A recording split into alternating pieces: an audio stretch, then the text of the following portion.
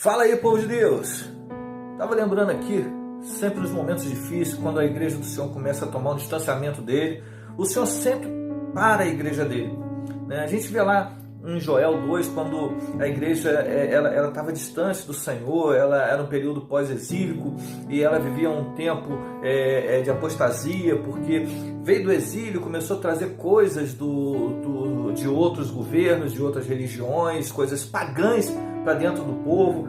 Então o Senhor permite que venha uma locusta voadora, segundo a Bíblia chama, em Joel 2, os gafanhotos, migradores, cortadores, e começa a consumir a lavoura.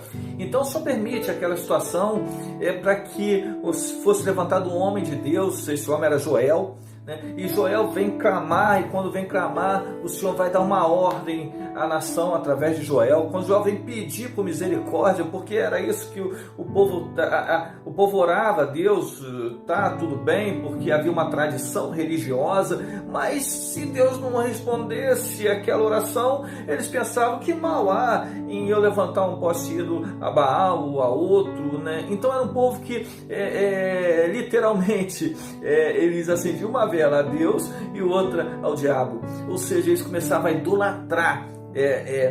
O povo de Deus idólatra. Então foi necessário que, pela confusão mental religiosa que estava no meio do povo, que Deus parasse aquela nação. Então ele permitiu aquela locusta voadora, aquela invasão de gafanhotos que devorou as lavouras e eles passaram fome, necessidade, estavam morrendo de fome, seus filhos morrendo de fome.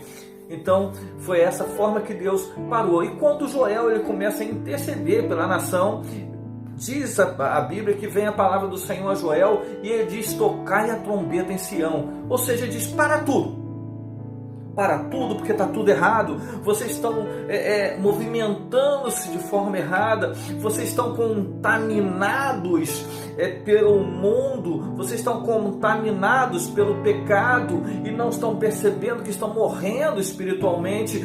Para tudo. É quando ele diz: toca a trombeta em Sião, promulgai um santo jejum, chora o sacerdote entre o alpendre e o altar. Ele diz: olha, busca o Senhor. Ele diz: saia o noivo da sua recâmara, saia a noiva do seu tálamo, reúne os anciãos e os que mamam de peito, promulgai um santo jejum. Ou seja, olha, a prioridade agora é Deus. Em meio ao caos, a prioridade é Deus. A gente está vendo aí um tempo onde que diz: olha, libera os comércios, porque nós precisamos movimentar recursos.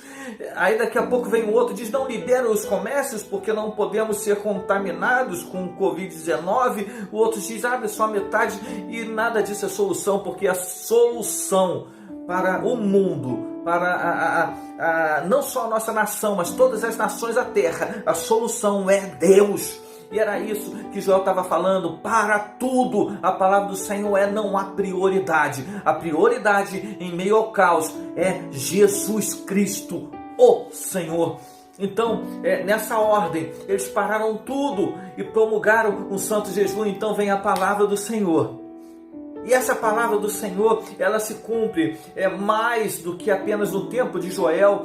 Lá em Atos 2, um outro momento de Atos, quando a igreja do Senhor estava dispersa, os religiosos estavam dispersos, sabe? A religião, ela condenava até o próprio Filho de Deus na época. Os saduceus, os fariseus perseguiam Jesus. Então a religião tomou outro caminho, assim como os judeus na época de Joel tomou um caminho. Agora os religiosos, os israelitas, os judeus, saduceus, fariseus começam a tomar um outro caminho, desviando-se da verdade e recusando a palavra viva, que era o próprio Senhor Jesus na terra.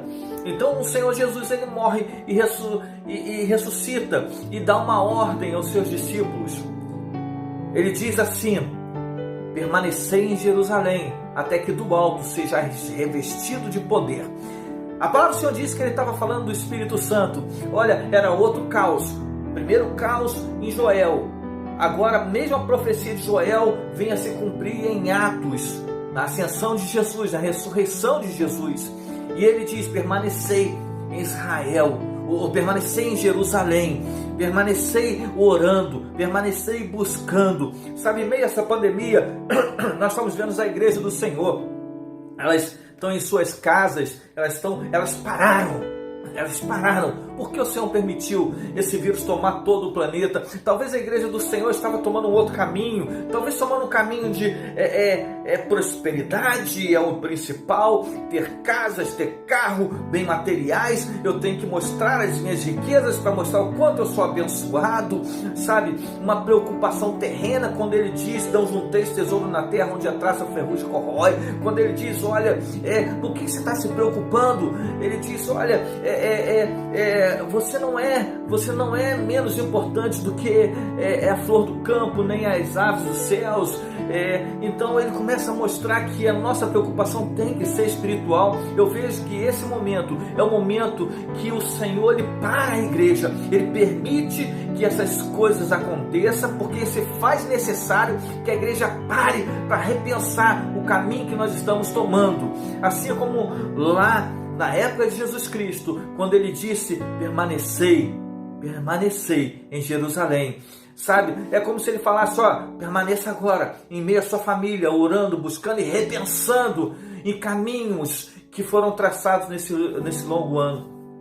A Bíblia diz que lá em Atos, quando depois desse período de oração, eles começaram a buscar o Senhor em um culto, e foi tremendo. Eu estou com expectativa do que vai acontecer depois, logo depois dessa pandemia. Eu tenho expectativa no meu coração, sabe, quando soltarem os crentes cheios de fogo, sabe, eu tenho expectativa, porque aqueles crentes, eles foram cultuar ao Senhor, e a palavra do Senhor diz que de repente houve-se um vento veemente, impetuoso, e diz que toma todo aquele lugar. A Bíblia diz que foram vistas línguas de fogo sobre a cabeça de cada um deles, e eles começaram a falar em línguas, e aquele povo ficou atordoado e falava, o que eles estão falando? Olha, aí uns brincavam, diziam, estão chapados, beberam todas. Então Pedro levanta e diz, olha, para uns galileus e de todas as nações, porque estava todo mundo reunido ali e cada um escutava no seu idioma. Ele diz, esses homens não estão bêbados como pensais que estáis, mas o que está acontecendo é para que se cumpra aquilo que foi dito pelo profeta Joel. Os vossos filhos, vossas filhas profetizarão, os vossos velhos sonharão sonhos. Então ele começa a narrar toda a mesma promessa que foi dada a Joel, agora começa a se cumprir na igreja de Atos, sobre o derramado do Espírito Santo. Meu irmão, aqueles homens precisavam do fogo, porque o que é o fogo? O fogo, ele vem, ele purifica, ele queima, sabe? É necessário, para que o ouro seja puro, para que o valor do ouro apareça, é necessário que se queime as impurezas, que seja queimado. Quanto mais queimado, maior é o valor. E a igreja tem perdido os seus valores, a igreja tem perdido a sua essência real. Então é necessário novamente que venha o fogo sobre a igreja. A maior necessidade da nossa época não é uma vacina contra a Covid, sabe, não é um remédio. A maior necessidade que nós temos hoje é o fogo de Deus.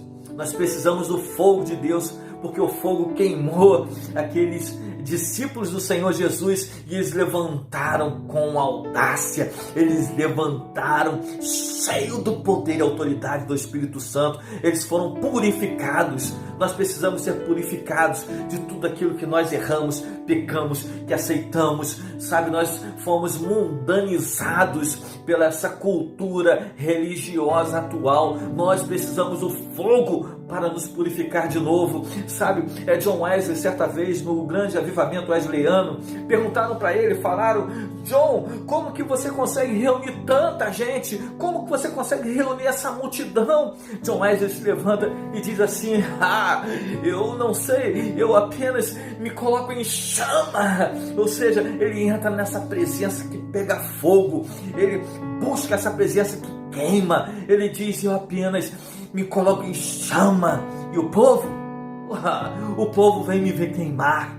Sabe, o povo precisa ver a igreja do Senhor queimar. O povo precisa te ver, pastor, queimar. O povo precisa te ver, presbítero, diácono, obreiro. Nós precisamos queimar. Nós precisamos ser purificados para que a unção do Senhor venha com cura sobre a nossa nação, para que a nossa oração surja efeito nos céus.